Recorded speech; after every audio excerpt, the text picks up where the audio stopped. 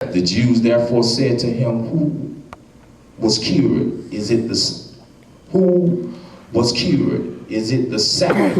It is not lawful for you to carry your bed. For a moment, I want to talk to you from the thought. Or rather, let's do it this way. Turn to your neighbor and tell your neighbor, I survived living in a hard place. That's what I want to talk to you about this morning. You may rest yourselves.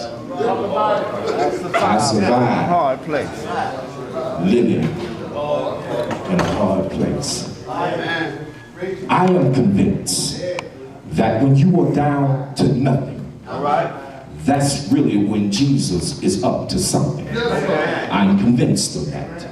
But I can't speak for many of you for where you are in this season of your life. But as for me, I'm in a season like this brother here in the text. That it feels like I've got more working against me than I've got working for me. I'm convinced of that. You see, how might I say this?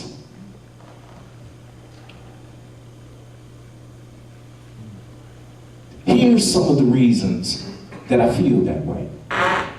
I've got some bills that I don't have the money to pay. I've got some problems that I don't have the solutions to. And if I really told you the truth about it this morning, there were some times in my life I wanted to start over because I made some mistakes in my past. It caused a distraction, but every time I get ready to start over, I realize I don't know where to start. You see, I've gone to the doctor and I've gotten some bad reports. And I've seen others go to the doctor that got some good reports. I've been in some fights with God that I could not win. But I've been in some battles with my enemies that I could not lose. You see, for the last several months and months after months, I've had to face some cutoff notices and some past due notices. I've had to face some repo notice and almost some eviction notices. I've had to face that thing. And is there any witnesses in the house that can testify to what I'm talking about today? You see, there are some times in my life where I was going through some trials, and the trials that I was going through at the time began to strengthen the character that I was in.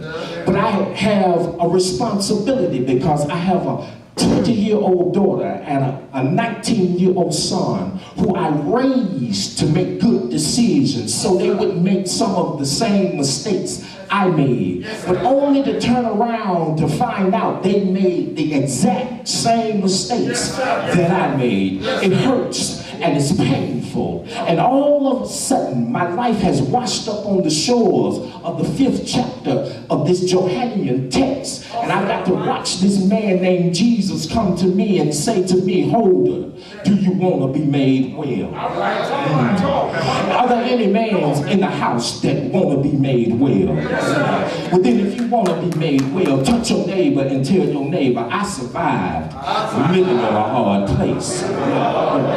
But let me set the historical stage for your consideration in mind, if you would. The book of John, and John presents in his gospel a persuasive argument. The gospel John presents to us is he attempts to show Jesus in a different light. He wants to show Jesus as the Word of God and as the wisdom of God. He then wants to show him also as the Torah of God. Jesus is not the law of Moses. Neither is he the first creation of God, but he's a part of God himself. He's uncreated and he's eternal. But when you look at the text this morning, it opens by saying that there was a feast up in Jerusalem. But there's a problem with this text. And